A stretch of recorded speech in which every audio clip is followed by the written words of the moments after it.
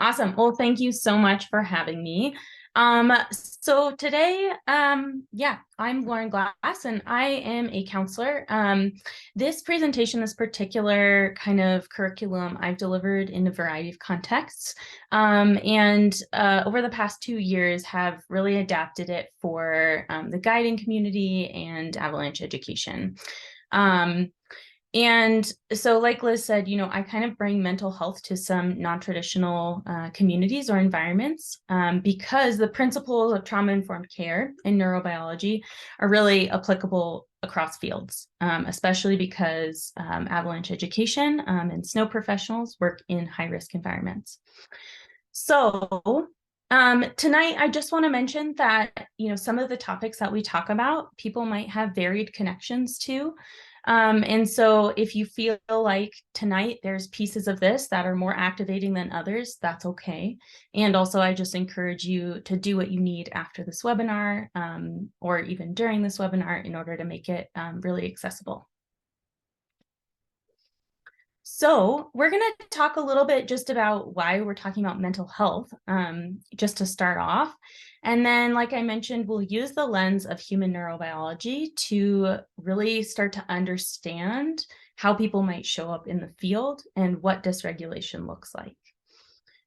Safety and neurobiological safety can help us understand human behavior, and it can help us understand the choices that people might make.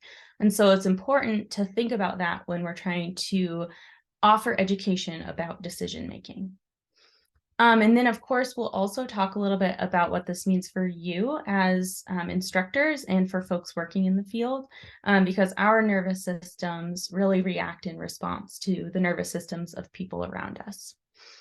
And then we'll just end with a couple considerations for programs more generally, the structure and things like that. So I just want to start off talking a little bit about what trauma-informed care or resilience-focused culture even means. So like I said, this is really a concept that can be translated outside of just the healthcare field or the mental health field, and it's really being implemented more widely. You might have heard about this concept if you've ever worked in a school or if you do have a healthcare background. But what the trauma-informed field is really realizing is that this is a cultural shift. So no matter where you work, what field you're in, if you work with humans, it's really relevant. So a trauma-informed culture, first and foremost, realizes the prevalence of trauma, meaning that it understands that trauma affects people at fairly high rates. And it understands that on the flip side of trauma, we can encourage resilience building, and that can really help people be successful in whatever realm we're in. A trauma-informed culture also recognizes how trauma affects people. So we'll talk a little bit more about that piece tonight. Trauma-informed culture responds, and it infuses this knowledge into kind of all levels. So not only how folks are trained, but practices in the field. And it really helps implement practices that help encourage resilience building. And then lastly, it resists re-traumatization. So to the best of our ability to set up a culture, to set up an environment where folks can come and resist the potential to be re-traumatized. That being said, working in a risky environment, working in the outdoors, which is complex, there's lots of ways that we can't control all those factors. But what we can do is we can respond, and we can respond in ways that kind of support the resilience building. Okay, so why are we talking about mental health? So I kind of want to start off just with sharing a little bit of my perspective on why mental health is really relevant to the avalanche education field. So because you all work with humans, humans bring their entire messiness, their personal histories, and their individual levels of stress tolerance to the environment that they're in. Later, we'll talk a little bit about how stress contributes to our ability to learn. And so it's important to understand that we need to consider where somebody is at in order to know, are they learning? Also, sometimes people might pursue additional avalanche education because of exposure to past accidents, whether that's personal or through social media. And it could be a motivating factor for why people seek out additional education. In the mental health field, we also think a lot about kind of the context or the whole soup that we live in. And so, we all know we're coming out of COVID-19, where we live in an era where sometimes people fear that snow is scarce. There's kind of compounding effects for why people might have increased anxiety going into recreation in snow. And those are all factors that might, contribute to the way that someone shows up in your outdoor classroom. And then in the field, when we're outside with folks, mental health issues, pre-existing conditions, or just dysregulation in the field can also impact safety. And a lot of times, some of you might be familiar with how mental health disorders and mental health issues might show up in very physical ways. So it can be really challenging to understand, are we dealing with a mental health issue? Are we dealing with a physical issue? Or is it a combination of both of those things? Later, we'll talk also a little bit about this concept of the window of tolerance, which is basically the zone of where we're functioning well. And outside of that zone, we're dysregulated. And each of us really has a different size window. So it's important for us to think about how big is the window of my clients. And then for folks who are avalanche educators or work in this environment, chronic stress and work in a risky environment can also really compound and affect physical, emotional, and mental health.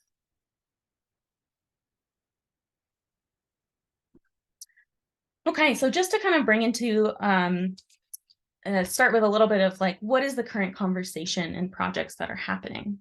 And there's actually a lot, which is really, really awesome. So, just this year, the American Avalanche Association came out with the Avalanche Resilience Project. And I'd encourage you to kind of check that out as a starting point. But this is a really, really great resource.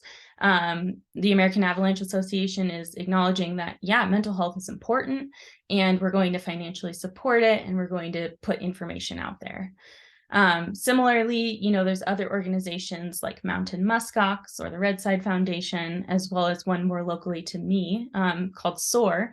And these are all places that are working to respond to stress injuries, respond after accidents occur, and also to try and do more outreach around the language of neurobiology and integrate it into the guiding community.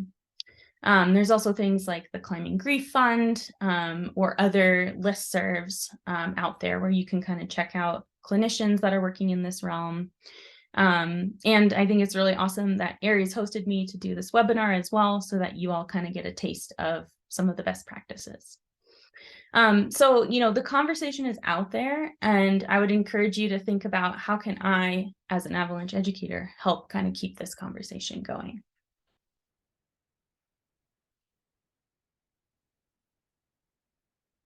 And so some of these numbers on the screen might not come as a surprise to you, but 83% of professionals know someone who died in an avalanche, and 47% of recreationalists. And these are just deaths, right? There's so many more close calls, as well as risky situations or situations where people might have gone out of their stress tolerance and out of their window. There's also a really interesting study out of Canada from 2019 that really shows the breadth of mental health challenges that guides and educators might experience in their role. You can see over in the chart, physical and mental fatigue. Of course, that's almost commonly felt throughout everyone, as well as exposure to high levels of workplace stress, critical incidents, social isolation, suicide, or not having support from other members like a counselor or a doctor. And the access to mental health is additionally a problem. So that's sort of where all of these funds from American Avalanche Association or the Climbing Grief Project help sort of combat this issue.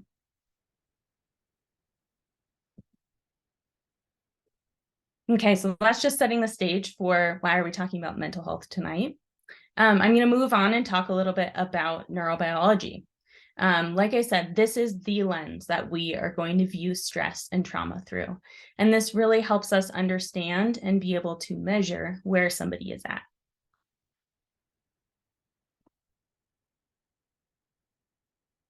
So if you've heard any sort of literature or education on trauma, you might have heard of Bruce Perry or Bessel van der Kolk, who wrote the book, The Body Keeps the Score. And what is really important is that trauma ultimately impacts our nervous system. So the way that we can tell if something is traumatic is if it overwhelms our ability to cope.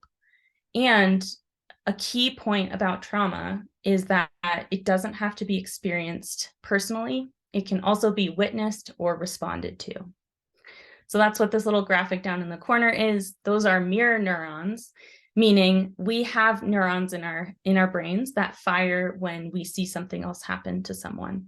And so really, when you're out in the field and you're interacting with tons of humans, you're being impacted. So if you're not aware of that, or if you're not aware of how that might be impacting your nervous system, it can really add up.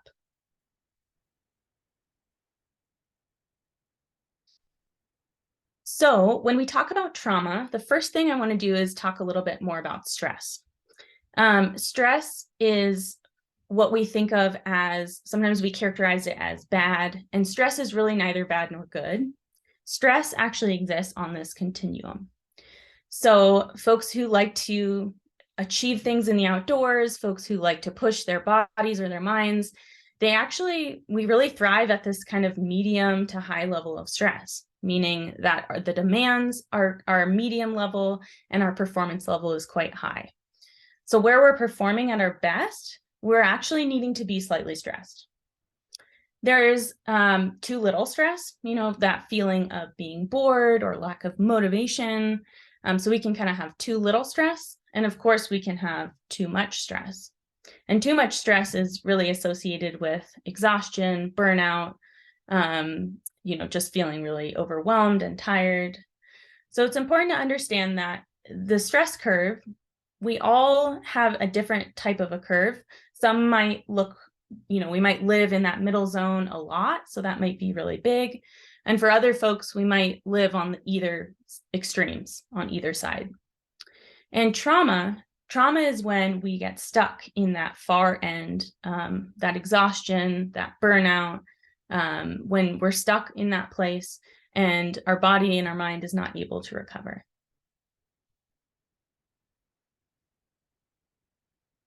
So similarly, when we think about stress and the prime place that we want to live, we want to be inside our window.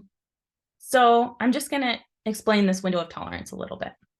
The window of tolerance is the place that we feel good. So, if we're driving along and someone cuts us off in traffic, we might go out of our window for a moment, but we're able to recover. That's not something that's huge and not something that impacts us long term.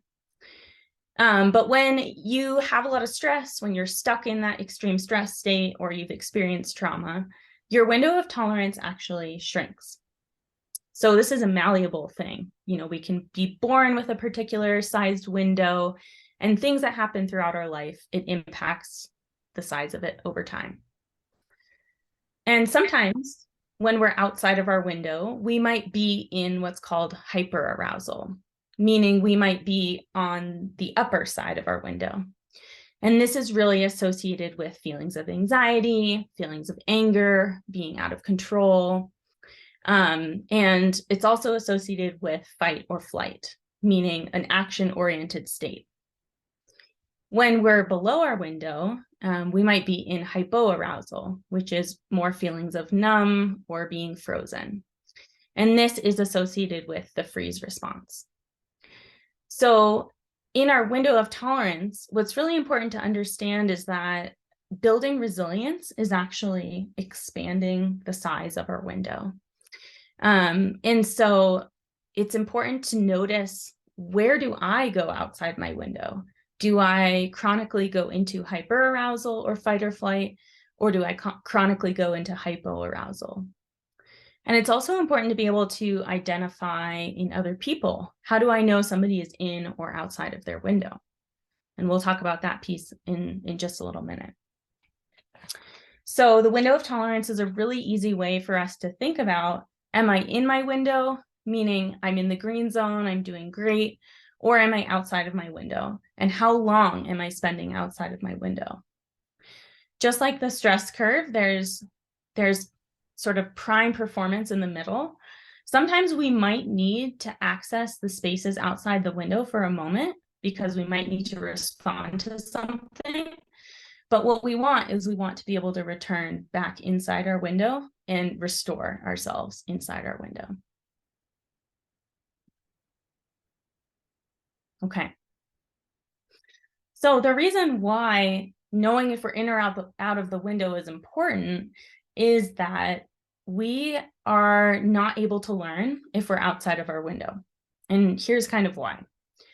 So in a typical development of a brain, the first thing that develops is our survival, our brainstem. And we're really just, when we're born, we're just focused on survival, right? And then as we develop and as we grow, the next piece that develops is the midbrain, and that's really associated with regulation. So how can we calm ourselves, and teaching a baby how to self-regulate, how to calm down, all of those pieces. The next piece that comes and develops is the social emotional centers, which is our limbic centers. So as we grow older, we learn how to relate to other people. We learn how to create community, have a variety of experiences. And then finally, our cognitive brain, so our cortical centers. And, I think there's varied research, but if any of you have a teenager, you can think about those are still very much in development. So that's the very, very last piece. In a brain that might be developing in a stressful environment or a traumatic environment, it actually grows differently. So you can see developmental trauma. The largest areas are actually areas focused on survival and regulation, because that is what is most important during those periods. Just surviving, just getting through, having our bodies function. So we don't know, when somebody comes to our courses or when we interact with somebody, we really don't know what their brain looks like. And it's very possible to strengthen parts of our brain and to develop new pathways. It's shown that this actually can occur throughout life. There's not really a limit to that. But what we don't know is we don't know how someone's showing up, what kind of brain they have with them. And if somebody's showing up and they have a brain that's mostly focused on survival and regulation, their ability to learn or their ability to kind of think through complex topics, they're most focused on, am I safe? And so they're going to develop, or they're going to process information differently than somebody who might come in with a brain where the cognitive centers and the social emotional centers are the biggest. So just to illustrate this a little more with an easy tool, you've got your hand model of the brain. So everyone's carrying around a couple brains with them. And your wrist here is the spinal cord and the brainstem. So that's survival. And then you've got your amygdala, which is associated with fear. You've got your limbic systems in the middle, and your prefrontal cortex is on top. So what really happens in a stressful environment is that the prefrontal cortex, there is not any information being sent there or integrated with the brain. So this is really called flipping your lid, meaning that a brain that's stressed does not have the ability to use the prefrontal cortex. A brain that is regulated, nourished, is able to, so is fully integrated here. And so this means for folks who maybe are outside of their window, their lids are going to be flipped and they're no longer able to focus on information. They're no longer able to rationally process risks. So they might see a risk, they might internalize it, and the part of their brain that's processing it is only their emotional centers. They're not able to bring in information like, I'm not actually in avalanche terrain, we're safe right now. So they're not able to have an integrated message, and therefore they're not able to fully see a situation outside of just an emotional response.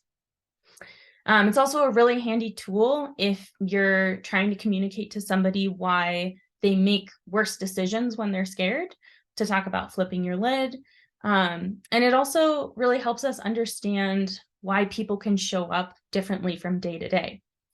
So for example, if you've got a really regulated person that you're working with, and one day they show up and their brain is fully regulated, they might act differently than if something happened the night before, they went through a breakup, and their brain is offline. Another important piece of this is that sometimes our prefrontal cortex, it can slowly start to flip its lid. So sometimes it can be a series of events that causes somebody to lose integration of their brain. And so this might look like somebody reacting in a way where you're surprised. You wonder, why did they just flip out like that? Or they seemed like they were doing okay, and now all of a sudden they're not. And so the piece that's important to think about is, what are all the little bumps that might have led to their brain going offline?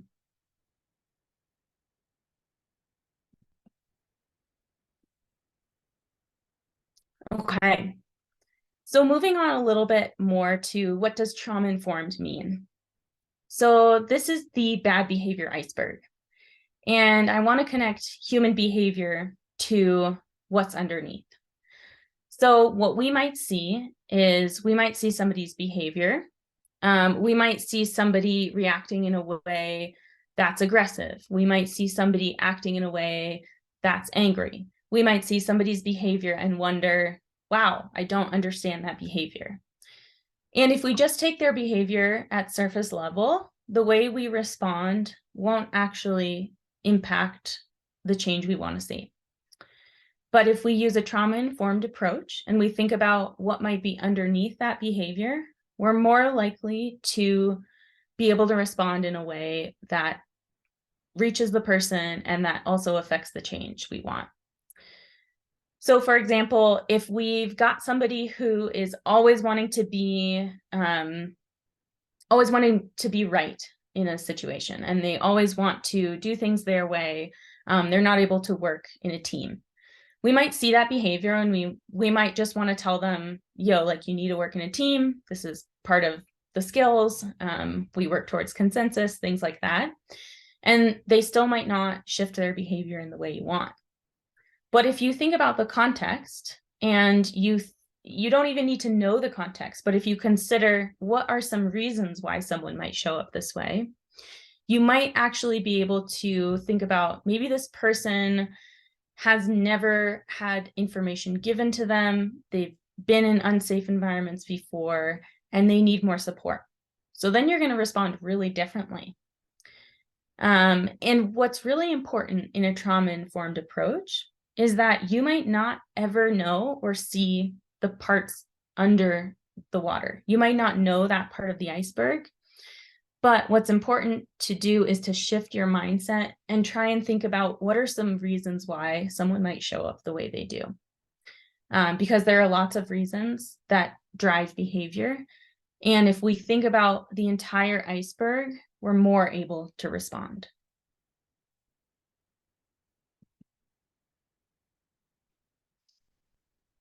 Okay.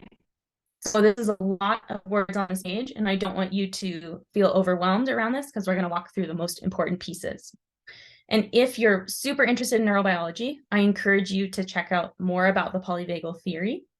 But really, we're just going to talk a little bit about these different zones. So the green zone, the yellow zone, and the red zone. So if we think back to our window of tolerance, the window of tolerance is the green zone here. The green zone means everything is good. We're inside our window. And when we're inside our window, we are able to connect to other people. We feel safe. We're really oriented to the present moment. Our brain is integrated. And physically, we're in our parasympathetic nervous system. So our body is in rest and digest. We have really all the energy available to us that we need. Circulation is great. All the information is integrated. So we're doing really well if we're in green. It's how we all hope we show up. And when a threat happens, humans are oriented to threat. And we use something called neuroception to scan our environment and constantly see, are we safe? Neuroception is something that actually happens below the level of awareness. So it's an unconscious thing that we're always doing. It's just how we developed as humans, and it's helped keep us safe throughout our lives. So if we're scanning the environment unconsciously, our nervous system might orient to a threat, which is the alert stage, and it might go into fight or flight, which is actually our first attempt to get back to the green zone. So whenever we have a threat, whenever we feel threatened, whether this is literally a threat in front of us or an emotional threat, we go into fight or flight, meaning that we're more activated and we're in our sympathetic nervous system. So physically, our blood pressure goes up, our heart rate goes up. And this is sometimes where the physical cues can be confused with really a physical problem or a physical issue in the field. But this might actually be more associated with this yellow zone. And if for whatever reason, the threat still doesn't go away, the next level of response that our nervous systems rely on is the red zone. And the red zone is the freeze response or the shutdown. In this zone, we actually go back into the parasympathetic nervous system, and our heart rate decreases, our blood pressure decreases, our temperature. So we have physical responses as well. And the freeze response, in the field, it could look like somebody getting really, really quiet, somebody just not really being as engaged, and someone who's just very still or quiet. And so it's important to kind of think about, okay, this is how our nervous system responds to threat. Where are the places when we're in the field? Where are the places, even when we're talking about avalanches, where someone might go? And why we want to understand where they might go is, again, that their brain is not integrated unless they're in the green zone. And we're not able to fully communicate unless we're talking to somebody in the green zone. The good news is that nervous systems are meant to be flexible. They're meant to be malleable. And so it's okay that we find ourselves going into the yellow and then coming down. What's important is thinking about the deactivation and how we can help someone's nervous system get back into the green zone.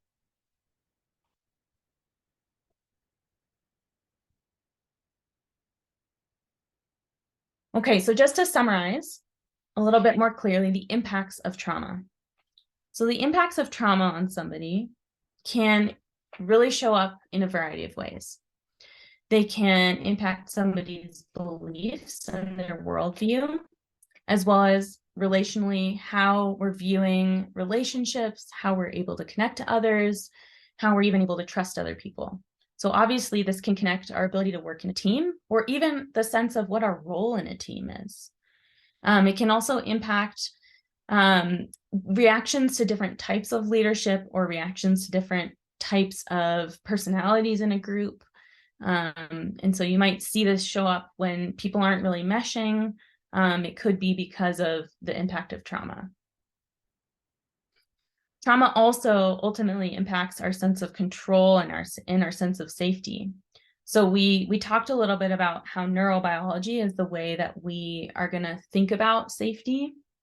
And as far as the sense of control, the more chaotic environment that somebody is experience, sometimes people try and implement more control.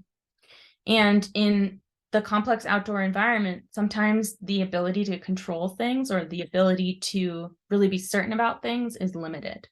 So you might see this show up in the way that people want a sense of control. They want to know things, and they want to be very sure about them. We talked a little bit about how neurobiology can impact decision making and how having an integrated brain is really important in decision making. And physiologically, how the green zone, the red zone, and the yellow zone have different physiological states. We talked already about relationships and, again, emotions. So each of those zones, the green zone, the yellow zone, and the red zone, are associated with emotions that kind of exist there. So anxiety is really associated with that yellow zone. Pervasive depression is associated with the red zone. And you can kind of fit a variety of emotions, the whole gamut of them, within the neurobiology. Trauma also keeps people stuck in a cycle of re-experiencing or avoidance, meaning people who might have, let's say, experienced an avalanche accident, they may avoid avalanche terrain, but they may still re-experience the anxiety of being out in the outdoors, which then causes them to avoid more. And the things that we avoid, we actually fear more. So this could really contribute to the way that people think about different types of terrain, the way that people think about where am I safe or where would I like to feel safe. Trauma can also really impact our physical bodies, our sleep, our appetite, and our levels of energy. And overall, what trauma does is it keeps us stuck in the high levels of stress. So if you remember the stress curve, trauma is really extreme stress that overrides our ability to cope. So it overrides our ability to live in the window of tolerance.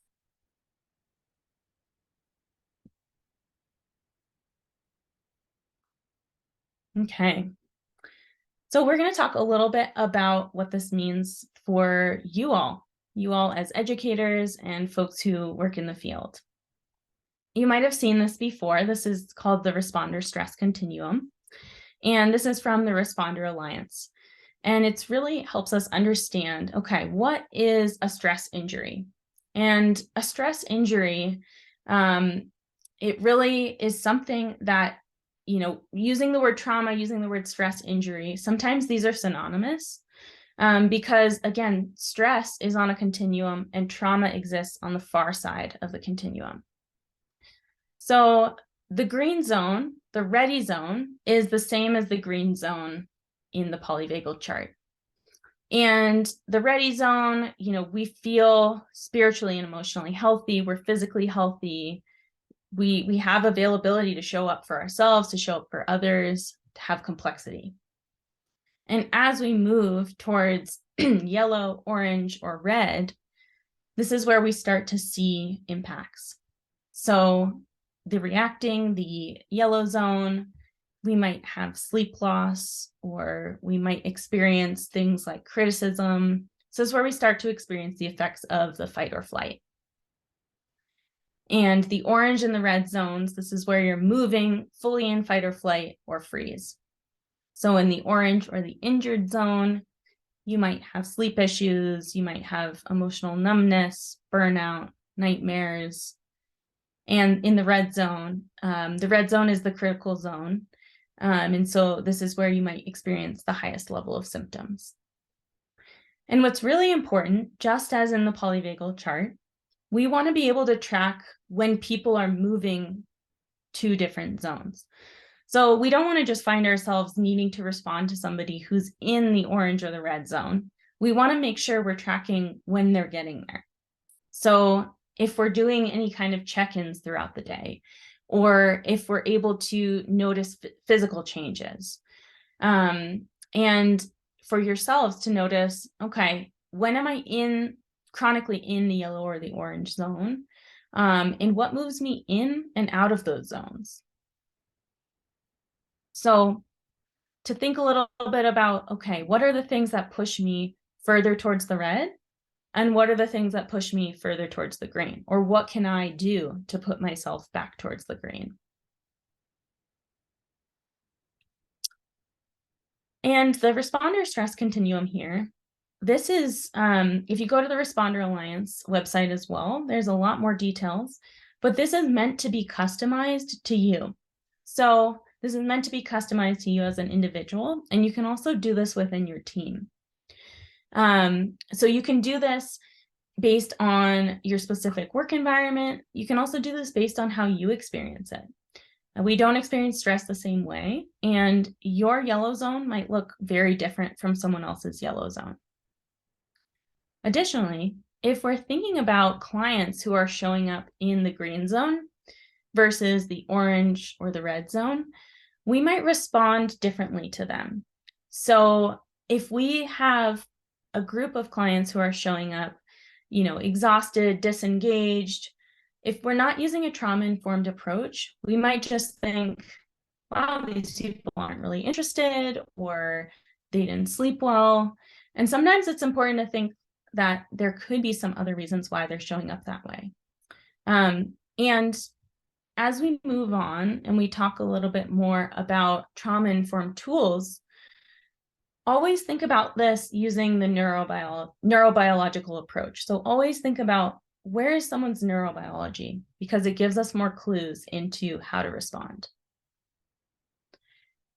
Just a couple of tools that might be helpful to use.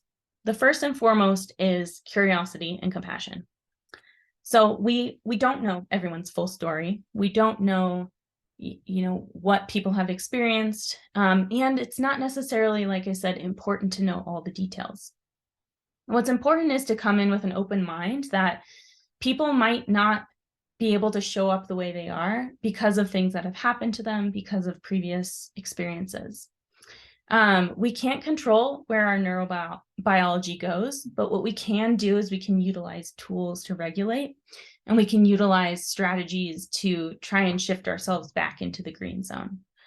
So it's important to show up with a lot of curiosity and compassion for yourself around where you're at, and then also for your clients. Another tool is, of course, asking people what they're experiencing. So asking people what their physical sensations are or what their emotional experience is.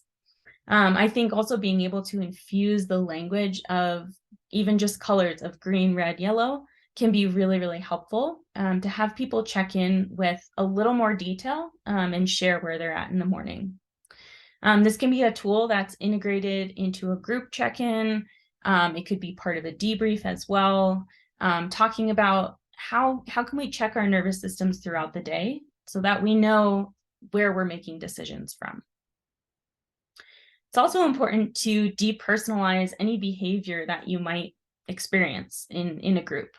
So depersonalizing, saying, this is not about me, right? If we remember the behavior iceberg, people's behaviors, they're driven by needs and they're driven by so much under the surface. So if you have people show up in a way that is less than ideal, to first take a step back and pause and say, this might not be about me. And certainly you can check that out. You can ask for feedback, but that people's nervous systems are really just trying to seek safety, and they're trying to do whatever they can to get back into the green zone. Similarly, to differentiate between actions and behavior and the conclusions we might make about people. And so to give people the benefit of the doubt that they're trying to do the best they can, and they might need some more support in order to be able to show up differently. Another really important piece of a trauma-informed approach is transparency and choice.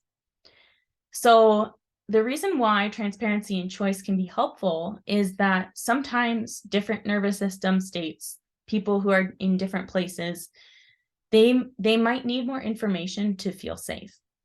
So if you let people in on the decision-making process in ways that you can, if you make sure you stay aligned with the plan that you say, and if you give people choice, it can sometimes help people feel a little bit more safe.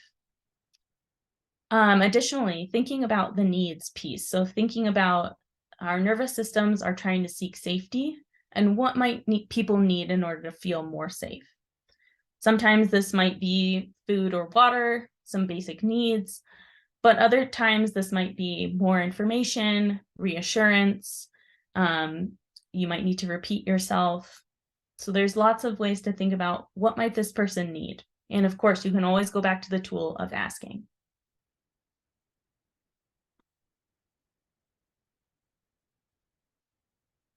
Okay, and then programmatically. So depending on your role within a program, some pieces that are also really important are thinking about, who do I consult with? So who else can I ask for help? And how can I kind of, do some case conceptualization if I do have some questions?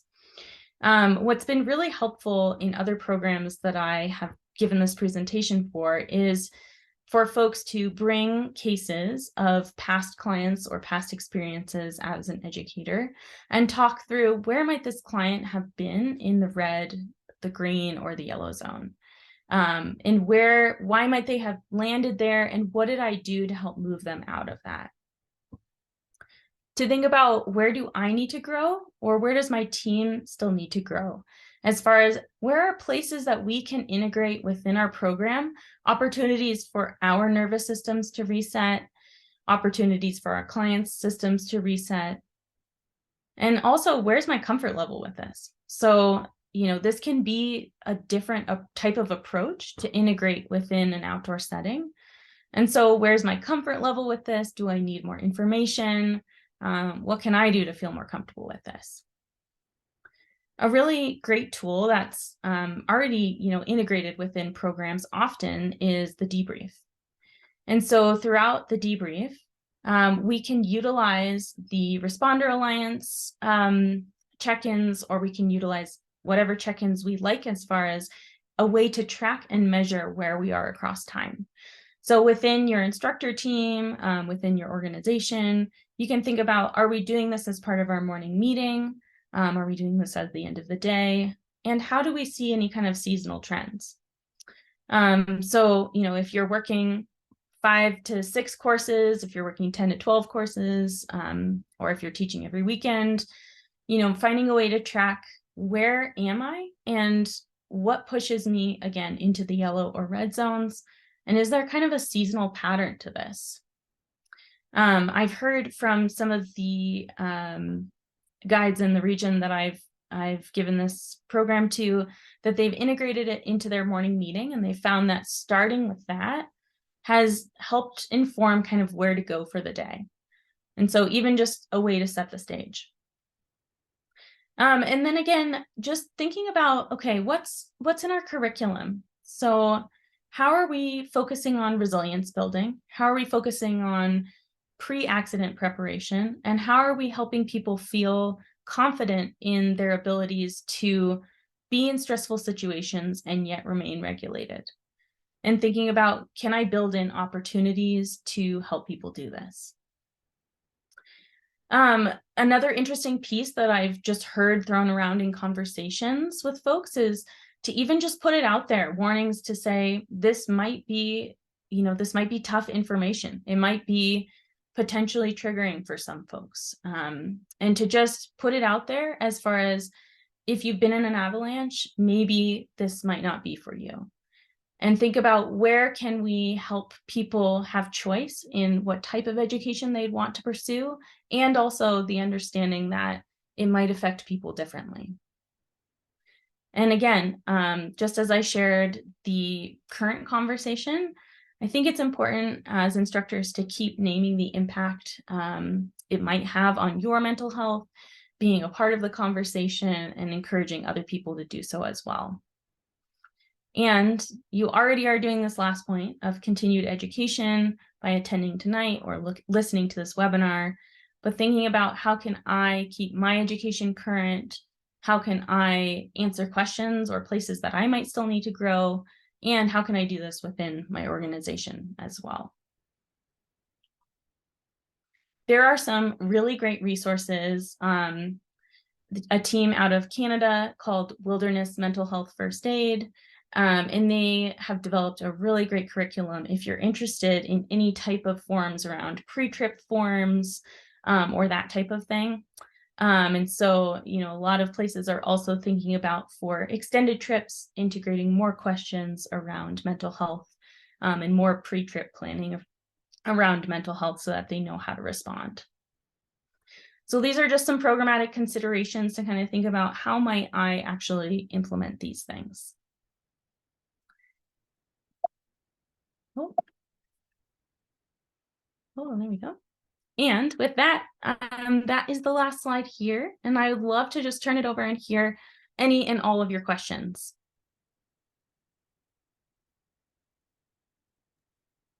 Thanks so much, Lauren. So I'll go ahead and if we could all use the Q&A box, that will keep it consistent since we have 11 panelists and 5 people on the other side of the wall as attendees. But yeah, we'll just go with any questions in the Q&A box, and then we'll let Lauren help answer those.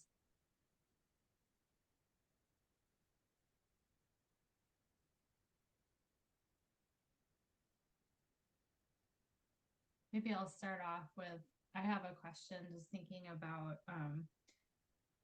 specific tools when you often aren't with, like you're with students in a pretty short term environment and a larger ratio. So on an Erie course, that'd be 6 other students. Maybe you're teaching with another instructor you've combined and you have 12 students. And it can be really hard with all the other things going on and the risks that you're managing and the educational outcomes that you're managing to really address it in the moment.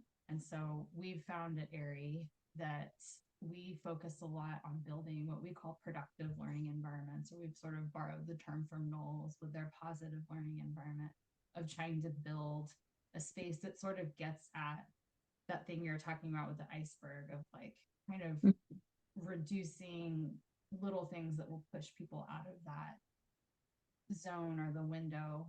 What was it called? The window of the window of tolerance. Window of tolerance. There we go.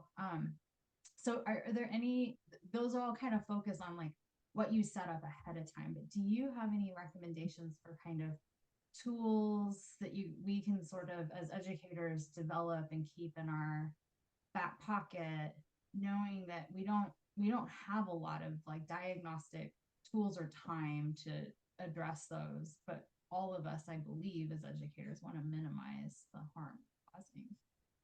Yeah, definitely. So I think a couple of things. First is that the more proactive and sort of the more like these type of regulation tools, they can be implemented universally and they're not going to harm anyone.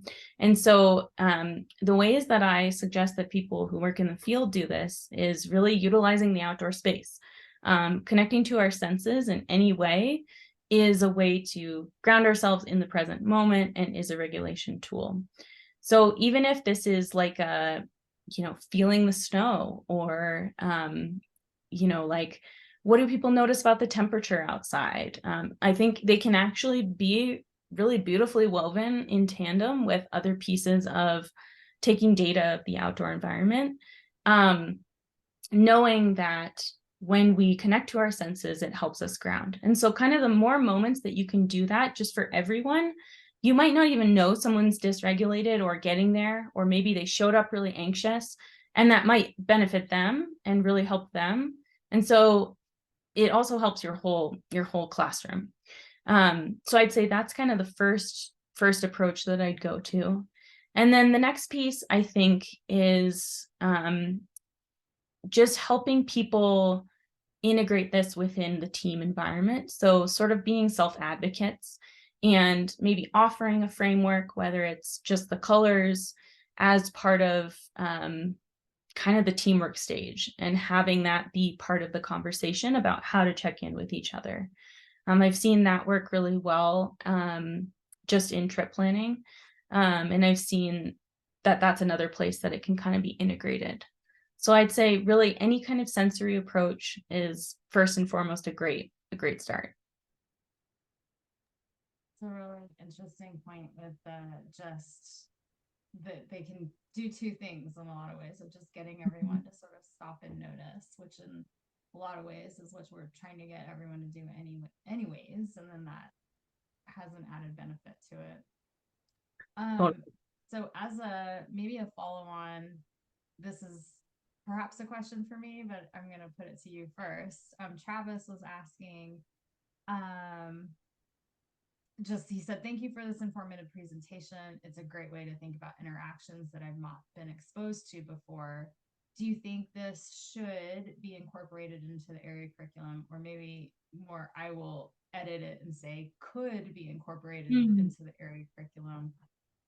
So this is perhaps a follow-on question to mine of the like other tools, or how have you seen in a non-professional setting the use of, say, like the colors of the stress continuum taught or incorporated again into this like short format course with strangers? You're like, it's another level Totally. of stress. You're like asking people to be vulnerable about their emotions in front of strangers.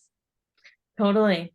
Yeah, I think, could and should this be incorporated? I think what I'll say, and this is maybe not quite answering the question directly, is that we're finding out more and more that our neurobiology and our levels of stress really impact our ability to learn. And so I think, right, being able to understand it impacts kind of the goals that Ari has and what pieces are most relevant and what pieces are just sort of like add-ons, right? Because I think you all already have so much to cover. You all have, really a robust environment. You're working with people, and to understand that, just like the sensory approach, are there little ways that you can remind people that this is a part of the way that they learn and a part of the way that they digest information? Um, so I'm thinking of like, in other environments, talking about emotions might not be the way, but maybe it's just a number system. Maybe it's just, am I a 1, 2, or 3, and characterizing what that looks like. I think like how mindsets can be incorporated, thinking about how this might be a way we evaluate our mindset, so taking into consideration what else is leading us to pick that mindset. Maybe it's a personal mindset, maybe that's how we're describing it. So I think there are ways that it can be integrated into the conversation. And the places that I think I've seen it be most successful are this like proactive place, of kind of making sure people are showing up in a certain way, and then also in the responsive piece. I think the actual teaching, there's already so much there, but I could see little bits and pieces being incorporated. I think that it's nice to hear this sort of neurobiology support for, I think, what we have put forward educationally. And that's kind of getting at your triangle when you're in a stressed or a trauma development or a traumatic environment, that cognition piece gets really small. And so we talk about this in education of, I use the analogy of like a pipe of, whatever information coming in, and stressors make that pipe smaller. And so the information that's available to be received, or the size of pipe that can receive information, is dramatically decreased. And so our role as teachers oftentimes is to create an environment that allows that pipe to be fully open, and also then to recognize if the environment, say if it's like blowing 60 miles an hour and it's super cold, like you have to curate pretty hard what you actually need to convey to them, and it's being responsive to that. So it's nice to hear that come from another field and sort of said another way, but supporting that same sort of thing, is that we have to be Yeah, responsive to folks. absolutely. And I think maybe that's the way to phrase it, is like, this is another tool to think about how to be more effective, and that could be responding to group dynamics. That could be how to talk about risk. That could be, whatever the thing is, it's another tool to think about, why might what I'm doing not be effective, and how could I be more effective? And yeah, there are so many tools. And I think it's really valuable to think about all of the tools in your toolbox. So this is just one more. Right. Great. Well, Ron had another question here. So I recently heard a fellow instructor confess that she went back to work as a nurse in an ICU too soon after we all experienced a traumatic event in an ERIE program. I became aware that I want to move to the green side of the responder spectrum like she did. Am I deceiving myself about how quote unquote okay I am or not? Am I going back to work too soon too? My question is there a good way for me to evaluate if I'm really okay or really just really want to be okay? Hmm. Yeah, thank you There for are that question. probably a lot of people on this call, including myself, that have a very similar question. And Lauren, you're familiar with the incident that we're all referring to. Yeah, and I think that's such a good question. Thank you for asking that, Ron, about do I want to be okay or am I okay? And I think, you know, beyond maybe this particular situation, one way to start being able to measure that more, we'll call it accurately, is to be able to more frequently get a baseline for yourself. So again, to think about in day-to-day life when I'm feeling pretty good, how can I track myself and see what subtle things shift me one way or another? So using this approach, putting our attention there, sometimes called mindfulness, but really focusing on, okay, well, where am I at? Just like we might track the weather or the snowfall, or it's sunny today, it snowed half an inch. How can we track, yeah, today I was pretty green, then I was yellow for a minute because I had 4 hours of calls, and then I was back in the green. So how and what does that feel like? So as much detail as possible. Just a really 3D approach. So what are my thoughts like? What's my body like? How is my relationships?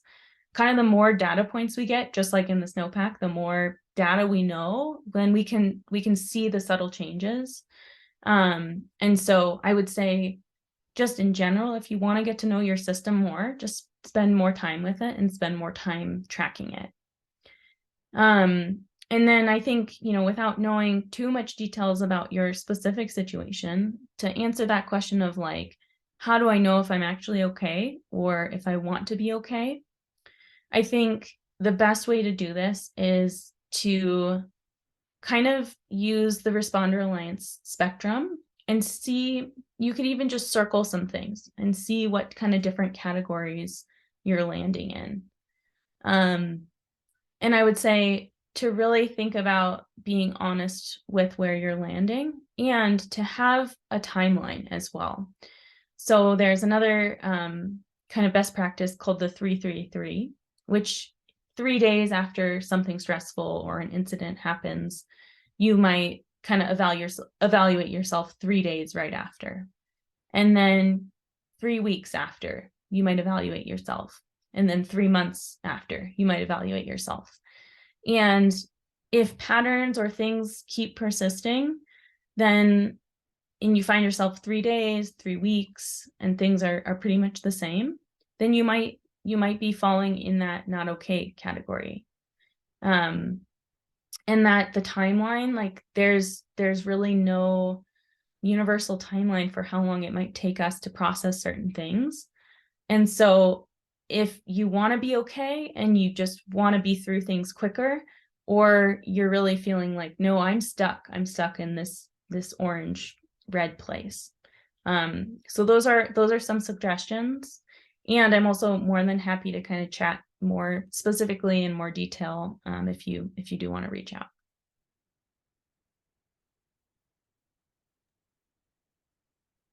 Thanks so much for that. I feel really grateful.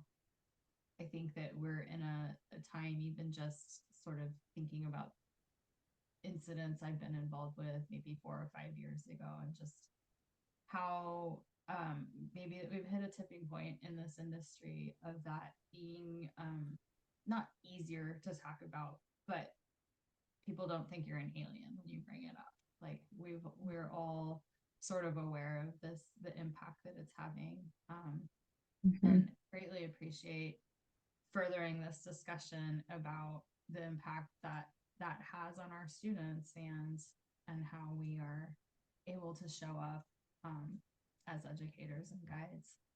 Yeah. Yeah. And your nervous system comes first because you have to show up regulated for yourself in order to really want to be able to show up for others.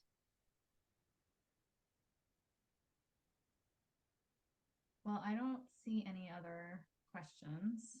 I'll give another minute for that, but while we're doing that, I'll stick this back up here again. Oh, we'll stop your sharing, and then I'll stick There we this go. QR code back up one more time. If you all take a moment, I believe a follow-up email comes with this link as well, but please take a minute to leave some feedback on what worked, what didn't work, particularly with communications. You can say the host sent out the host link and there were a whole bunch of Liz Riggs meters on the webinar, but we particularly love to hear what you what topics you're interested in being in the webinar series. I think that this one benefit out of COVID maybe is that we're all a lot better at webinars, and I think it enables us to share a lot of really great content with each other. And you can just draw on experts from across the country and really across the world. So there's just a lot more opportunity to bring experts in to share what they know to help improve your practice as an educator. So we'd love to hear from you about what topics you'd like to hear more about. And yeah, I'll leave that up there and leave Lauren and I will stick around for a few more minutes if anyone has any additional questions. But otherwise, this recording will go out in the next couple of days, and then you have it for reference and availability, and then as well as Lauren's contact info if you want to follow up for any questions or resources after that. So thank you all for being here this evening, and have a great one. Thanks, everybody.